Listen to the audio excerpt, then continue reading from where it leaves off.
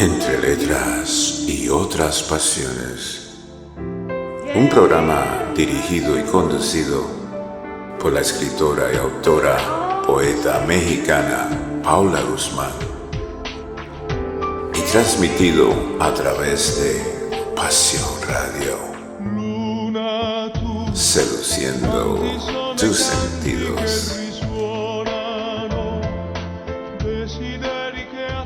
Muy buenas tardes o muy buenas noches tengan todos ustedes. Sean bienvenidos a su programa, Entre Letras y Otras Pasiones. Mi nombre es Paula Guzmán y estoy muy feliz de compartir contigo una nueva emisión en esta tu estación favorita, estación de radio digital, Radio Pasión US, seduciendo tus sentidos. Me encanta contarte historias, me encanta que nos vayamos de viaje con diferentes escenarios y personajes que nos hacen trasladarnos, soñar y imaginar otras vidas. Y el día de hoy traigo para ti algunos relatos para compartir juntos. El primero se llama Los Pozos del Té. Se afanaba con prisa en buscar el regalo perfecto. Quería agasajar a aquella señorita tan buena y cariñosa que la atendía en el centro de mayores. Siempre tenía una sonrisa para recibirla y guardaba un poco de su tiempo para ella. Esta mañana también, como de costumbre, había cola frente al despacho de la Puerta Azul, y aunque no fuera la entrada del cielo, aquella muchacha de rostro afable a todas les parecía un ángel. En su casa nada sabían de sus idas y venidas. Vivía con una hija y el yerno. Poco más que un mueble era su existencia entre ellos. Los dos nietos, muchachos fuertes y de carácter caprichoso, apenas le daban los buenos días o las buenas tardes, y nunca las buenas noches, porque ella ya estaba acostada cuando los oía llegar. Vivía con ellos, porque ellos vivían de ella, de la pensión que le quedara por toda una vida de servicio como ayudante de cocina de un prestigioso restaurante francés. ¿Cuántas veces recordaba aquel lugar? La de gente que llegó a conocer y las numerosas fotos que guardaba de algunos famosos que dedicaban con cariño a la simpática Andrea. Todo lo guardaba en un arcón que se trajo de Chile cuando no tuvo más remedio que salir del país. Desde hacía más de 15 años residía en Madrid. Todos los días de diario bajaba contenta al centro de mayores que el ayuntamiento tenía en la plaza. Cada vez que pasaba frente a la iglesia se santiguaba, aunque ni siquiera fuera a misa. Desde hacía mucho tiempo recelaba de los curas, desde hacía mucho tiempo necesitaba olvidar. La cabeza le daba vueltas pensando y pensando qué obsequio sería el más acertado. Fue hacia el arcón y dejó sobre la cama cada uno de sus tesoros. Tenía fotos que podrían valer un dineral, siempre hubo coleccionistas de lo extraño. También alguna joya sin mucho valor, excepto el sentimental, y pequeños platitos de metal esmaltado que eran delicados y finos. Cogió uno de ellos. Detrás había una dedicatoria escrita con un rotulador negro. En recuerdo de nuestro Chile para Andrea. Al momento le vinieron a la cabeza aquellos días claros que vivió en la capital y al hombre que se lo regaló, al que todavía recordaba con añoranza. Por aquel tiempo, ella aún no se había casado, ni se le pasó por la cabeza que aquel señor tan simpático que acudía a menudo a comer al restaurante se hubiera fijado en ella. Pero no, ni el destino ni lo que vendría después fueron presentidos por su abuela, la profetisa que todo lo veía con los pozos del té. Una tarde que la abuela se quedó en la cama, pues se había resfriado y tenía bastante fiebre, ella acudió a abrir la tiendecilla. Siempre había estado con las puertas abiertas a cualquiera que tuviera la quemazón por conocer el futuro antes de que llegara con su abrazo implacable. Su abuela a veces acertaba, muchas otras no, pero a nadie se le ocurría negar la gracia que tenía cada vez que les leía los pozos del té en las dulces veladas de invierno, sentada en su mesa camilla y mirando cauteloso el miedo en sus caras. Causa quizás de aquellas tardes frías, pues la tiendecita tenía más rendijas entre las tablas que agujeros un colador. La abuela padecía de continuos catarros, aunque testaruda como era, ni el peor de los males del mundo la haría cerrar el negocio para dedicarse a cosas de menos riesgo. Vuelve atrás en el recuerdo latente y rebobina en su memoria la película de su vida una y otra vez. Aquel día de últimos de septiembre, el pequeño carrillón de Campaniñas anunció cantarín la llegada de un cliente. Le sorprendió a Andrea ver que era bastante mayor. De seguro la superaba en edad más de 20 años, pero fue reconocerlo como al cliente que comía a diario en el buffet y ponerse su corazón a latir acelerado, como el de un perrito que corre angustiado a los brazos de su amo. Se puso muy roja cuando él le rozó las manos al recoger el paquetito de té. El hombre, con evidente familiaridad, le preguntó por su abuela. Al parecer, era un cliente asiduo y la conocía bastante bien. «Yo no sé leer los pozos de té», se disculpó con torpeza, mientras le costaba trabajo mantener alejados los ojos de la boca sensual de aquel hombre. Era muy guapo, como los actores de cine que ella adoraba. Se preguntó si se dedicaría al mundo de la interpretación, pero como no le conocía más que de vista, guardó la curiosidad para otro momento en que la abuela pudiera decirle quién era y todos esos chascarrillos que a las viejecitas les gusta tanto contar. Aquella misma tarde quedó satisfecha, aunque fuera un encargo de la anciana lo que descubriera para ella el misterio, porque tuvo que salir en busca de sus medicinas. Al entrar en una farmacia se lo encontró despachando tras el mostrador. Se quedó sorprendida y a la vez contrariada. Pensaba que él la reconocería de la tienda de té o del restaurante, y sin embargo, el hombre se comportaba como si no la hubiera visto en toda su vida. Ella, con seriedad, le tendió la receta y esperó a que la trajera de la trastienda. Al poco tiempo aparecieron dos hombres que no podían disimular su nerviosismo y fueron tan maleducados que ni siquiera le pidieron nada a la vez. Al contrario, después de comprobar que solo estaba ella, entraron en la trastienda sin avisar. Andrea se quedó de piedra. No le gustaron nada aquellos dos y no se le ocurría qué podía hacer. Al momento los oyó discutir y un ruido de golpes y gritos que terminaron por amedrentar su ya decaído ánimo. Tanto fue su temor que terminó escondiéndose bajo el mostrador. Ahí, agazapada como un gato, aguardó prudente a que la cosa se hubiera calmado. Cuando recelosa atisbó por la esquina de la mesa, vio que la puerta estaba abierta de par en par y que no había rastro de aquellos individuos. Salió con precaución por si les daba por volver y fue ella ahora la que penetró en el interior.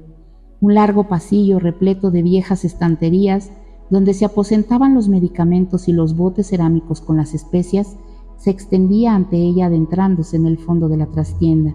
Había también cargados armarios con artículos de ortopedia que olían a cuero nuevo. Preocupada, llamó al hombre. Éste le respondió con un quejido. Entonces avanzó más resuelta, porque el dolor ajeno le había devuelto la valentía. El hombre estaba tirado en el suelo y sangraba bastante por la boca y la nariz, que le hacía hablar con cierta dificultad.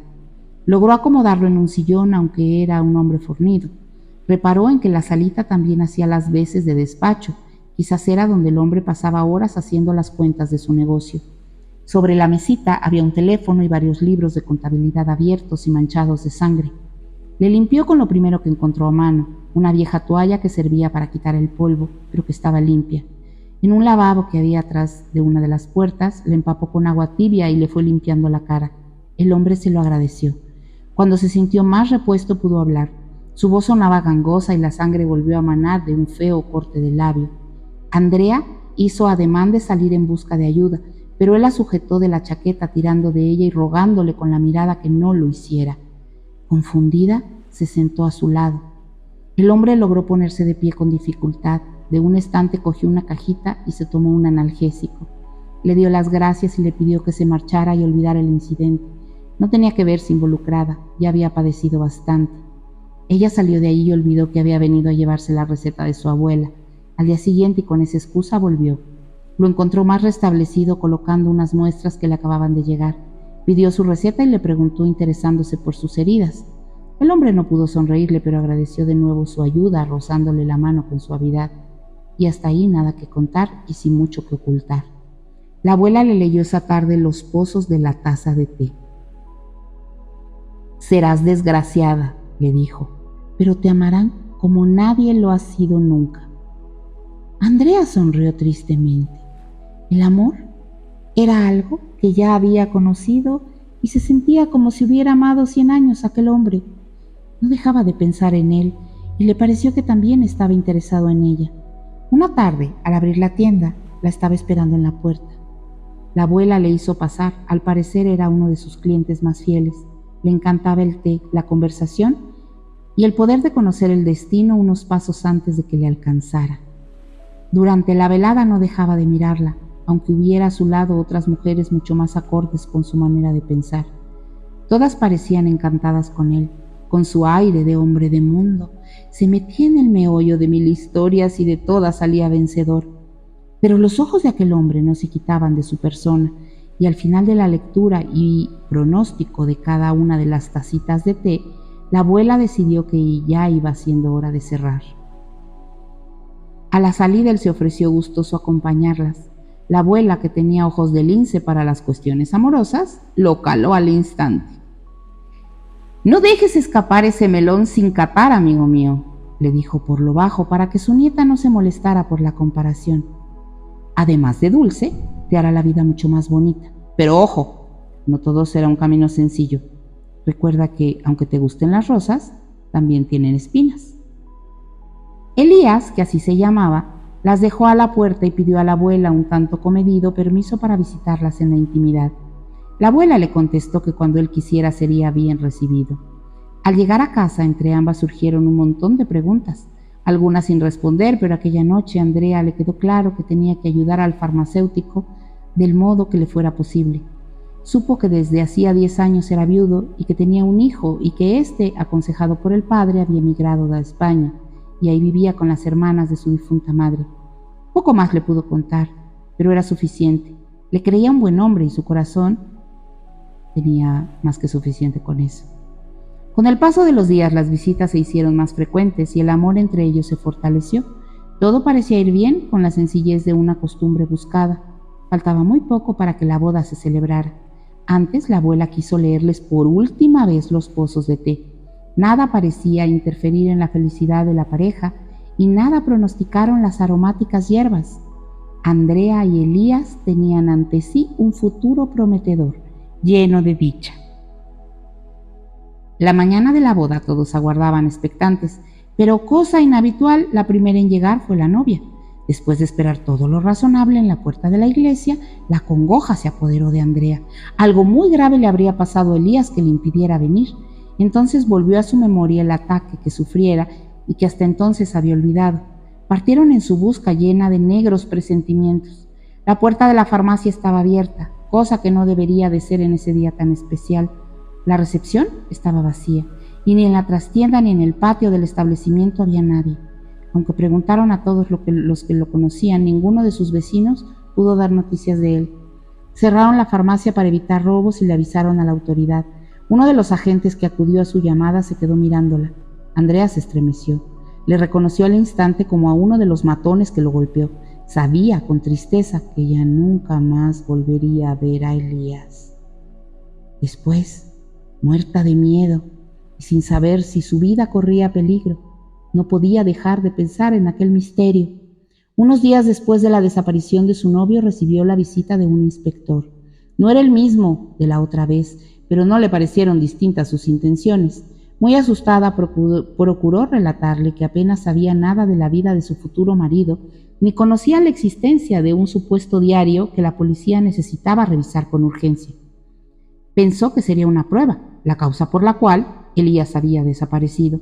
Pero si aquellos hombres le buscaban todavía, le quedaba la esperanza de que estuviera vivo y bien oculto en algún lugar seguro, y tal vez se lo hiciera saber, pasado el tiempo prudencial, para pedirle que se reuniera con él. Pero pasaron los días y pasaron las semanas que se sucedieron sin saber nada de su paradero, fueron ahogadas por los años, y de él nada se supo. Hacía unos meses que por la urgencia inexorable de la edad, su abuela la había dejado sola en este mundo y ella vendió la tiendecita de té y partió no muy convencida en busca de un destino diferente. Durante el viaje en barco conoció al que un día sería su marido. No era mal tipo, Juan, algo callado, con el semblante serio del que nada quiere contar, pero con ella siempre fue afectuoso y muy buena persona. Él también huía de la cárcel. Había sido editor, le quemaron la imprenta, arruinaron su vida y su negocio. Así las cosas. Los dos fueron a parar a Madrid. Y vivieron o malvivieron, según les fueran las cosas. Ella buscó un empleo en un hotel, trabajó duro durante 40 años y luego se quedó viuda. La única hija que tenía, en un arrebato juvenil, se fue de casa y cuando regresó con la cabeza gacha y los ojos llorosos no lo hizo sola. Traía al yerno y a 2 nietos en busca de un refugio para su miseria.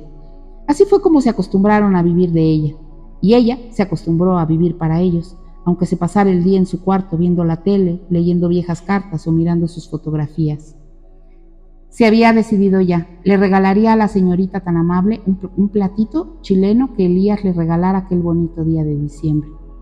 La puerta de la oficina estaba abierta de par en par, como era su costumbre. Sentada tras la mesa, estaba leyendo unos apuntes. Lo primero que vio fue su sonrisa de dientes pequeños y prietos que le llenaban la boca de alegría. Se acercó despacito, apoyada en el bastón. «Buenos días, doña Andrea», la saludó la muchacha y se puso de pie para ayudarla. «No se moleste», le dijo confusa, abrumada por tanto cariño.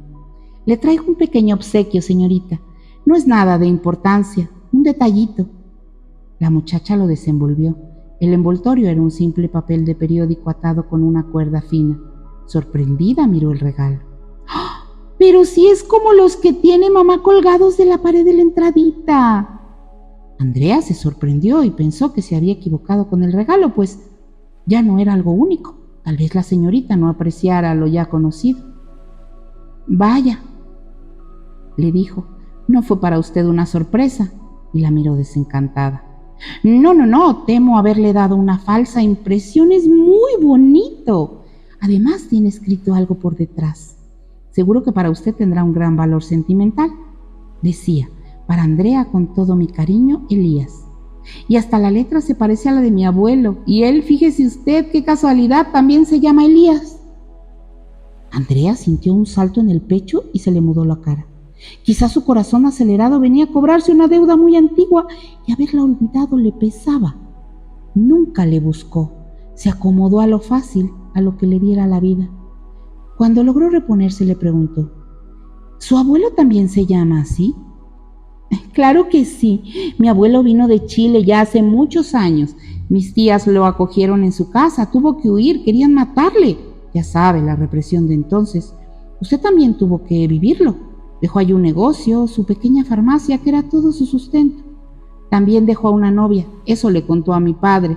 Yo era muy chiquita, pero pegaba la oreja a todas las cosas porque me interesaban. A veces habla de ella, la recuerda con mucho cariño. Hasta tiene una foto y varios platitos como los de su regalo». «Yo quisiera conocer a su abuelito, si no es muy incómodo para usted», le dijo temblorosa como una jovencita. «Claro que sí, doña Andrea. Además, como son paisanos, le va a hacer mucha ilusión». Quedaron para ir a casa de la señorita un domingo. Andrea fue acompañada por uno de sus nietos, que la dejó en un abrir y cerrar de ojos y se fue a la calle a fumar y a vigilar que no le fueran a rayar el coche. Entró Andrea en el salón. Era amplio, lleno de luz. Sentado en un sofá, tapado por la falda de la mesa de la camilla, le esperaba un hombre. Estaba viejo, mucho más de lo que esperaba, pero lo reconoció. Se reconocieron.